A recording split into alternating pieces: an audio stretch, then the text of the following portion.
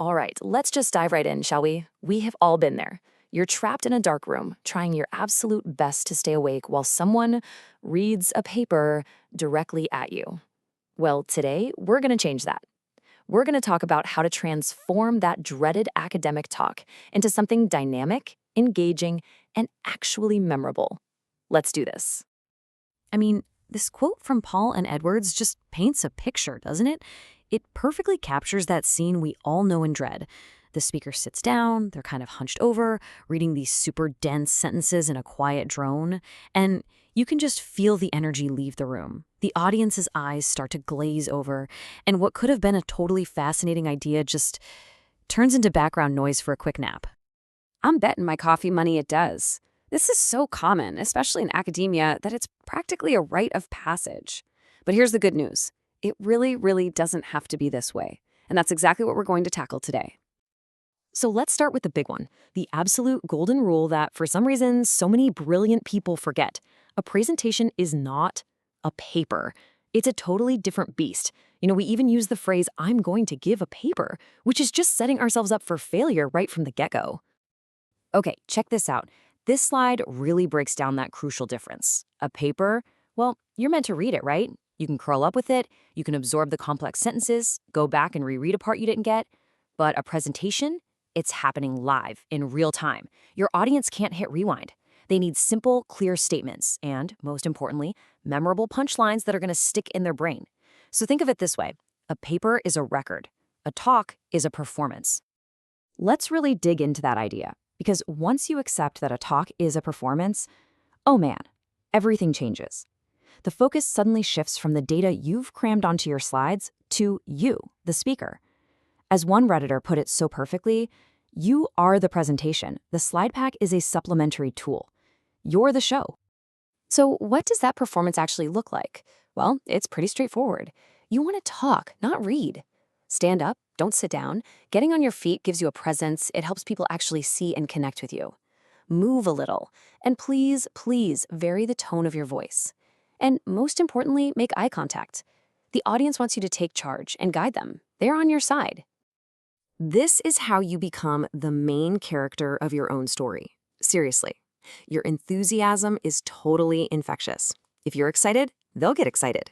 Your body language, using your hands, walking from one side of the stage to the other, it keeps people's eyes on you.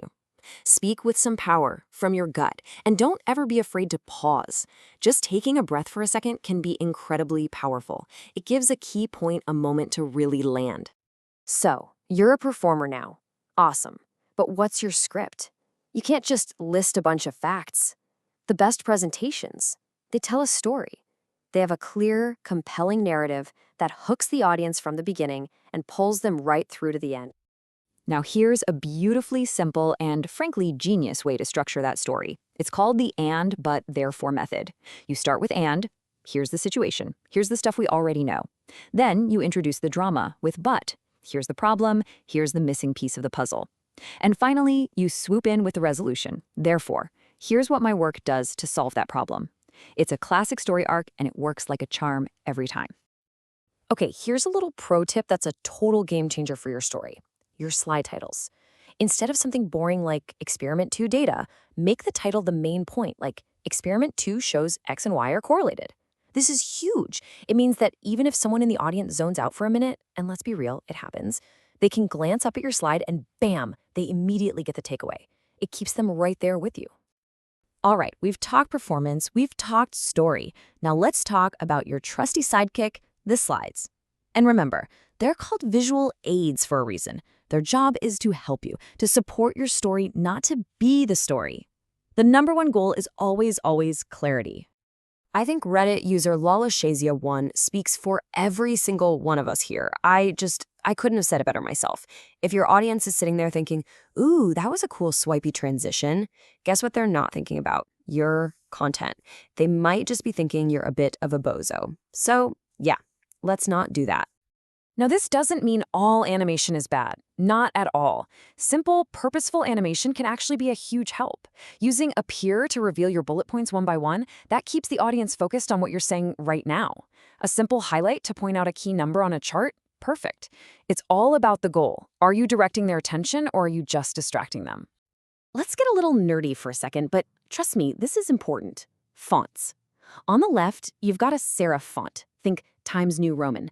See those little feet on the letters? It looks great in a book. But on a screen, from a distance, those little feet can get blurry and hard to read.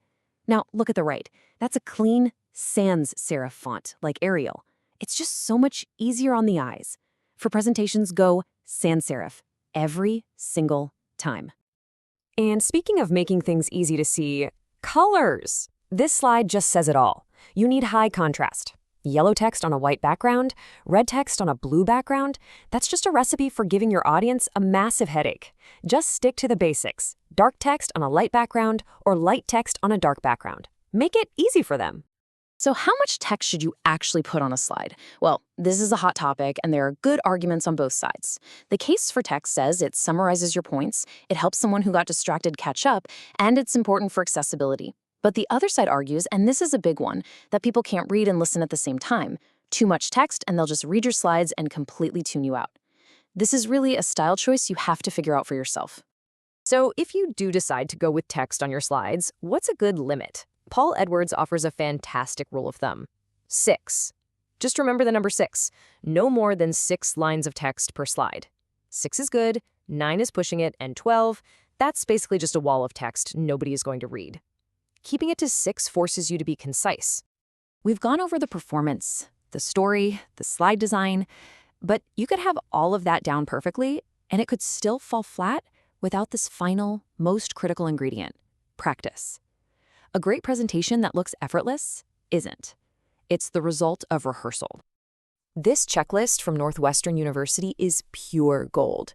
You have to practice your talk, and I mean out loud, preferably in front of another human being. You have to time yourself and be ruthless about cutting stuff to fit the clock. And the backups, oh my gosh, the backups. Have it on a USB, have it in the cloud, have a PDF version just in case. And if you can, check out the room beforehand and always, always get there early. Preparation is the enemy of stress. And hey, one last little myth buster for you. Don't be scared of having a lot of slides. You might think, oh no, 40 slides for a 15-minute talk is way too many. But it's not. If each slide has just one single clear point and you move through them quickly, it creates this really dynamic, engaging rhythm. It's so much better than just staring at one overloaded slide for 5 minutes straight.